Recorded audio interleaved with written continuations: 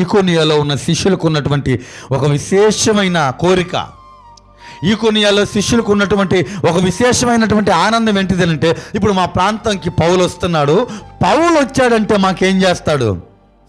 వాక్యం బోధిస్తాడు. ధర్మశాస్త్రం మాకు అర్థమయ్యేలాగా వాక్యాన్ని బోధిస్తాడు. దేవుని యొక్క ప్రవచన గ్రంథాలు మా వెనికిడిలో మా అందరికీ అర్థమయ్యేటట్టుగా వాక్యాన్ని బోధిస్తారని శిష్యులు ఏం చేస్తున్నారు?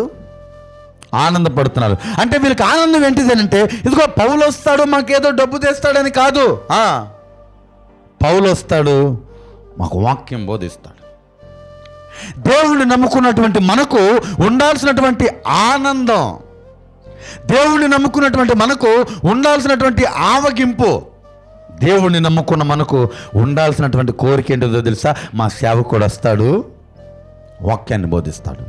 ఈకొనియాలో శిష్యులకు ఉన్నటువంటి బాధ అదే. పౌలు వస్తాడు ఈరోజు, ఇదిగో వాళ్ళు తరిమేస్తారు, ఆ పౌలు మా దగ్గరికి వచ్చాడు, మా దగ్గరికి పౌలు వచ్చాడంటే ఆయన మాకు వాక్యాన్ని బోధిస్తాడు. వాక్యం కోసం వాళ్ళ ఆరాటం, ఆ ఆరాటాన్ని తీర్చడానికి దైవజనుడిని దేవుడు ఈకొనియాకి పంపిస్తే అక్కడ ఉన్న శిష్యులు ఆనందిస్తున్నారు. ఈరోజు అనేక మంది విశ్వాసుల ఆనందం ఏంటిదో తెలుసా? దేవుడు మందిరానికి వస్తే దేవుడు వాక్యం మీద కాదు వాళ్ళకి ఆనందం, మా దైవజనుడు ప్రవచనాలు చెప్తాడు.